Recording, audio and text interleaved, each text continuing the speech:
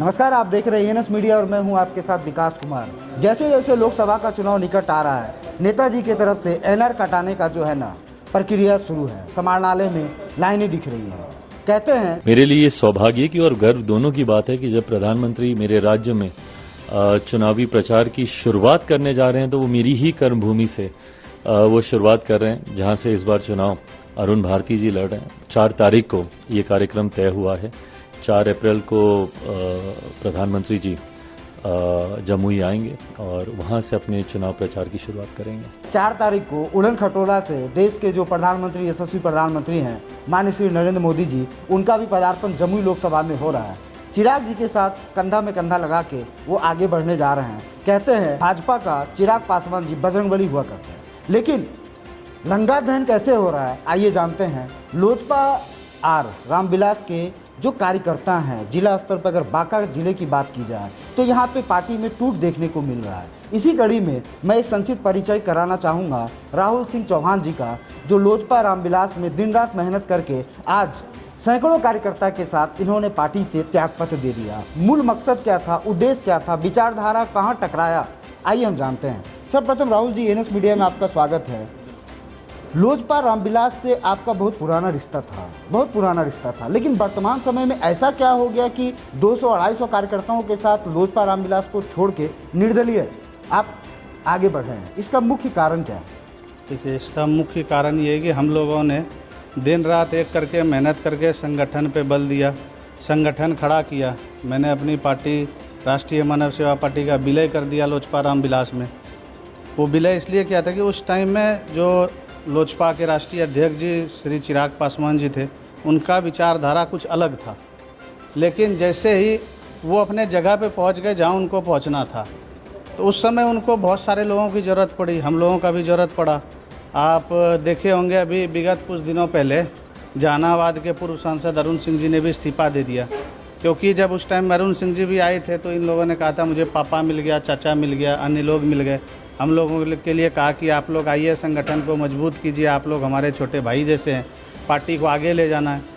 नीतीश कुमार के साथ कभी नहीं जाएंगे, जिस नीतीश कुमार को पानी पी पी के गाली देते थे, जिसके नाम पे संगठन खड़ा किया आपने, आज उसी नीतीश कुमार के साथ मिल गई। चलिए, बात यहाँ तक भी नहीं रुकी, आप मिले, ठीक है, राजनीति है, कोई इधर कोई अलट पलट होता रहता है, आप मिल गए। लेकिन जैसे ही आपको 5 लोकसभा का सीट मिला, आपने क्या किया? आपके जो पुराने साथी थे, जो पुराने समर्पित लोग थे, जो आपके पिताजी के टाइम से थे, स्वर्गीय रामविलास जी के टाइम से कार्य कर रहे थे, वो आपके साथ मजबूती से डटे रहे, खड़े रहे, आपने उनको भी इग्नोर किया। जैसे ही आपको सीट मिला, आपने अपना सीट छोड़ दिया, अपने सीट पे अपने बहनोई को बिठा दिया। क्या परिवार की पार्टी कह सकते हैं कि लोजपा आर भी जो है परिवारवाद से ग्रसित हो चुका है? बिल्कुल ग्रसित नहीं, पूरी तरह से ग्रसित हो गया। आप देखिए ना, जमुई उनका लोकसभा सीट था, वो जमुई से छोड़ के अपने पिताजी के सीट हाजीपुर पे चले गए। चलिए ठीक है, आप हाजीपुर गए, आपका स्वागत है, हाजीपुर की जनता ने आपका स्वागत किया। हम लोगों ने हाजीपुर में भी जाके पार्टी के लिए काम किया, उनके लिए काम किया, जगह जगह प्रचार प्रसार किया। लेकिन जमुई सीट पे क्या, उनके बहुत सारे पार्टी में पुराने कार्यकर्ता थे। क्यों, संजय पासवान जी पिछले मेरे हिसाब से 20-25 साल से पार्टी में हैं। आपने उनको लोकसभा प्रभारी भी बनाया था, क्या वो जमुई से चुनाव नहीं लड़ सकते थे? वो पार्टी के लिए समर्पित कार्यकर्ता थे। क्या पार्टी में अन्य लोग नहीं थे? प्रदेश अध्यक्ष जी थे और भी अन्य लोग थे। लेकिन आप जब टिकट की बारी आई, जब मावा खाने की बारी आई, तो आप अचानक से अपने बहनोई अरुण भारती जी को लिया है। इससे तो यही बनता, समझ में आता है ना कि क्या आपको लगता है कि इससे कहीं न कहीं बीजेपी की जो विचारधारा है, विचारधारा जो कहते हैं बीजेपी की जो है कमंडल की राजनीति है, उसमें ये जो चैप्टर 1 ओपन हुआ है, ये कहीं न कहीं, चूंकि आप लोग युवा वर्ग हैं, 200 कार्यकर्ताओं ने पार्टी छोड़ दिया, तो क्या बीजेपी से भी बैर है? नहीं, बीजेपी से देखिए बैर नहीं। बीजेपी तो क्या है, देखिए अपने टाइम के अकॉर्डिंग उनको 400 पार ले जाना है मिशन, तो पहले इनके चाचा को शरण में लिया, इनको भगा दिया। बाद में जब देखा कि इनका पलड़ा भारी हो रहा है, संगठन इनके साथ है, कार्यकर्ता इनके साथ है, युवा इनके साथ है, हर वर्ग का युवा इनके साथ जुड़ा, तो इनको अपने साथ ले लिया। और इन्होंने उस मौके का फ़ायदा उठाते हुए कि मोदी लहर के नाम पे अपने बहनोई को सांसद बना देंगे। अब देखिए, जिस अशोक चौधरी जी ने पहले ये इल्ज़ाम लगाया करते थे उन्होंने मेरे परिवार को तोड़ा, पार्टी को तोड़ा, सबको तोड़ा, आज उसी अशोक चौधरी जी के बेटी, जो कि कहीं भी राजनीतिक बैकग्राउंड नहीं है उनका, उनको दे दिया टिकट। जो बीना भारती, जो वैशाली से जिनको टिकट मिला है वो पूर्व में इनको छोड़ के इनके चाचा जी के साथ चले गए थे। जब आपको उन्हीं के साथ रहना था, परिवारवाद के साथ ही रहना था, तो हम युवाओं के भविष्य के साथ सिंपैथी जोड़ के क्यों खिलवाड़ कर रहे क्या हैं? लगता है इस प्रकार के बिहारी फर्स्ट का क्यों बात करते हैं? आप तो क्या कर रहे हैं, परिवार फर्स्ट, और परिवार फर्स्ट पैसा फर्स्ट। क्या लगता है इससे कितना इम्पैक्ट पड़ने जा रहा है इस लोकसभा में? बांका में उनका 10 से 15 कार्यकर्ता था। मुझे बांका जिला का, भागलपुर जिला का, मधेपुरा जिला का प्रभार मिला। पार्टी में प्रदेश उपाध्यक्ष का पद दिया गया। प्रदेश कमेटी में भी लगभग मैंने 8 से 10 लोग जो उनके कमेटी में वो मेरा जोड़ा हुआ था। 300 लोग जो मेरे जुड़े हुए कार्यकर्ता थे बांका से, उन्होंने इस्तीफा दिया। भागलपुर जिला अध्यक्ष ने इस्तीफा दिया, बांका जिला अध्यक्ष ने इस्तीफा दिया, मधेपुरा जिला अध्यक्ष इस्तीफा दे रहे हैं जो मेरे द्वारा जोड़े गए कार्यकर्ता थे। मेरे मित्र जो कि प्रदेश कमेटी में थे, रजनीश कुमार जी, इन्होंने इस्तीफा दिया। बाकी जितने भी लोग हैं, जो भी युवा वर्ग है, अब उनके साथ कोई नहीं जाएगा, क्योंकि उन्होंने परिवारवाद की राजनीति का उदाहरण दिया है। सिर्फ लोगों को जोड़ने के लिए, लोगों का भीड़ इकट्ठा करने के लिए, युवाओं के साथ खिलवाड़ करने के लिए बिहार फर्स्ट, बिहारी फर्स्ट का नाम दिया। आखिरकार में आ गया परिवार फर्स्ट। क्या लगता है इससे जो है, मोदी जी एक तरफ बोलते हैं कि ये देश युवाओं का देश है। अगर बांका में वोट परसेंटेज की बात की जाए तो काफ़ी 1.25% वोटर जो है युवा हैं बांका में। कुल मतदाताओं में 15 लाख मतदाताओं में 1% जो युवा मतदाता हैं। युवा मतदाता के पास आखिर विकल्प क्या बच जाता है? देखिए, युवा मतदाता के पास तो विकल्प के तौर पर अभी शिक्षाविद से जो जुड़े हुए हैं, प्रशांत विक्रम जी निर्दलीय उम्मीदवार के रूप में आए हुए हैं। हम लोगों को उनकी मदद करनी चाहिए, क्योंकि पिछले 14-15 साल से उन्होंने भी कहीं ना कहीं भाजपा के संगठन में रहकर कार्य किया। बाद में क्या किया, पार्टी ने इनसे झोला उठवाया, बाद में जब ज़रूरत पड़ा इनको दरकिनार कर दिया। तो आखिर एक अच्छा प्लेटफॉर्म मिला है, एक अच्छे लोग आए हैं हमारे ज़िले में जो कि बांका ज़िले से, शिक्षा क्षेत्र से जुड़े हुए हैं, समाज सेवा का कार्य कर रहे हैं, साफ छवि के हैं। हम युवाओं को, या मैं सभी बांका वासियों से यही अपील करूंगा कि ज़्यादा से ज़्यादा संख्या में जुड़कर प्रशांत विक्रम जी का मदद करें, ताकि ये समाज के लिए हम लोगों के आवाज़ को बुलंद करें, यहाँ का कार्य करें।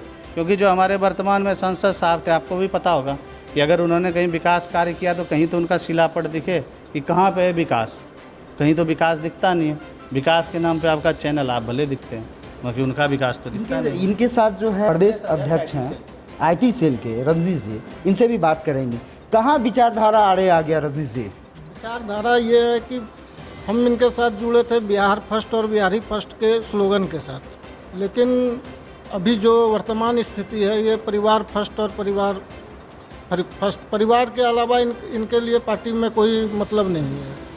हम लोगों को जोड़ा गया था कि संगठन को मजबूत करना है, और हम लोग कहीं ना कहीं जदयू के सांसद से भी क्षुब्ध थे, क्योंकि ये तो कब विकास तो दूर, ये तो दर्शन भी देना उचित नहीं समझते हैं। इनका कार्यालय कार्यकाल दिल्ली में ही होता है, इसलिए हम जुड़े थे। लेकिन अभी जो परिवेश है और परिस्थिति है लोजपा की, उसमें हम लोग के लिए कोई जगह नहीं है। युवाओं के लिए, खासकर जो ये बोलते हैं युवाओं के लिए कोई जगह नहीं है। क्या लगता है बांका के युवा मोदी जी को जवाब देंगे? बिहार फर्स्ट, आखिर चूंकि क्या है, आप भी उद्योग विभाग से आप भी जुड़े हुए हैं, बांका क्षेत्र का कितना युवा बेरोजगारी का आलम झेल रहा है? अगर मैं दूसरे राज्यों में बात करूं तो बांका जिला का काफ़ी युवा जो है दूसरे राज्यों में पलायन कर रहा है रोजगार के लिए। इन चीज़ों को राहुल सिंह चौहान अपने हिसाब से कैसे देखता है? देखिए, ये पलायन कर नहीं रहा, करवाया जा रहा है, ताकि यहाँ के लोगों को पता है इनको रोज़गार दे देंगे तो ये जागरूक हो जाएंगे, इनको हम खरीद नहीं पाएंगे। यहाँ के युवाओं को और यहाँ के लोगों को, यहाँ के जो पुराने नेतागण हैं, उन्होंने ऐसी स्थिति परिस्थिति बना रखी कि आपका बेटा दिल्ली बॉम्बे कमाएगा, हम आके आपको बोलेंगे वोट दीजिए, वोट नहीं दीजिएगा तो दिल्ली बॉम्बे में आपके बेटा के साथ कुछ होगा, कौन मदद करेगा? आप कोविड काल में देखे होंगे, आखिरकार लास्ट में लोग जनप्रतिनिधि के पास भाग के गया, मेरे बेटे को मंगवा दीजिए, मेरे भाई को मंगवा दीजिए, मेरे पति को मंगवा दीजिए। कोरोना काल में जो है जितने भी जनप्रतिनिधि थे बांका में, वो खुद AC में क्वारंटाइन थे, और बांका जिला के हजारों प्रवासी मजदूर दर दर की ठोकरें खा रहे थे। ENS मीडिया और लीड इंडिया ग्रुप जानना चाहता है उन नेताओं से, चाहे वो किसी भी दल के हों, किसी भी पार्टी के हों, किसी भी विचारधारा के हों, कोरोना काल में कितने नेताजी गाँव में, सुदूर ग्रामीण क्षेत्रों में दिखे थे? हम लोग तो खुद मास्क वितरण कर रहे थे, अनाज वितरण कर रहे थे, हम लोग तो लोगों को बांट रहे थे। कितने नेताजी दिखे थे? अगर कोई नेताजी अगर बांट रहे होते तो शायद हम लोगों का जरूरत नहीं पड़ता। ENS मीडिया बार बार इस लोकसभा 2024 में मुहिम चलाती है कि वोट अवश्य दें, चाहे जिन्हें भी वोट दें, लेकिन वोट दें तो बांका के विकास के नाम पे चांदन का पुल, रेलवे का पुल जो है अपनी आखिरी सांसें गिन रहा है। ईएनएस मीडिया ने खबरों को प्रकाशित किया। कैसे देखते हैं बांका कैसे विकसित हो रहा है, और बांका में क्या इंडस्ट्री वगैरह नहीं लग सकता है? बांका में रोजगार का कितना संसाधन आपको लगता है? जब हमारे यहाँ का जनप्रतिनिधि मूर्ख होगा, वो खुद ऐसी अवस्था में जिया देखा, उसको क्या हो तो चुनाव जीत जाना है, दिल्ली में जाके बैठ जाना है, उसको मतलब ही नहीं है। अगर वो यहाँ के युवाओं को जागरूक करेगा तो युवा खड़ा हो जाएगा ना आगे। प्रशांत विक्रम जी से कितनी उम्मीदें लगती हैं आपको? प्रशांत विक्रम जी से हम लोगों को इसलिए उम्मीद है कि वो शिक्षा के क्षेत्र से जुड़े हुए हैं। बांका जैसे छोटे शहर में, भागलपुर, दुमका, हौसी जैसी जगह में जहाँ स्कूल कम थे, स्कूलों की व्यवस्था नहीं थी, अच्छे स्कूल नहीं थे, गार्जियन को कोटा, दिल्ली, बम्बई या फिर बोकारो भेजना पड़ता था +2 तक के लिए पढ़ाई के लिए। आज इन्होंने 2-4-10 शिक्षण संस्थान खोला। अमरपुर में बीडी एकेडमी के रूप में, एसकेपी राजपुर बहुत पुराना है। तो आखिर लोगों को स्कोप मिला। आज हमारे बच्चे, आपके बच्चे या अन्य समाज के बच्चे को ये शिक्षा दे रहे हैं, और बहुत ही कम कॉस्ट में। चूँकि ये यहीं के हैं, इनको पता है यहाँ की समस्या है, बहुत कम कॉस्ट में शिक्षा प्रदान कर रहे हैं। तो हम लोग तो यही उम्मीद जताते हैं आने वाले चुनाव में अगर हम लोग मिलजुल कर, बढ़ चढ़ कर हिस्सा लेकर इनका मदद करें तो शायद इन जैसे जो पूर्व के सांसद हैं उनसे अच्छा कार्य होगा, क्योंकि ये यहाँ से जुड़े हुए हैं ऑलरेडी। इनको ये नहीं कहना पड़ेगा कि आप बिजनेस करने के लिए दिल्ली जाएंगे। इनका बिजनेस भी यहीं है, शिक्षा क्षेत्र से, घर भी यहीं है, परिवार भी यहीं है, ससुराल भी यहीं है, हर चीज़ यहीं है।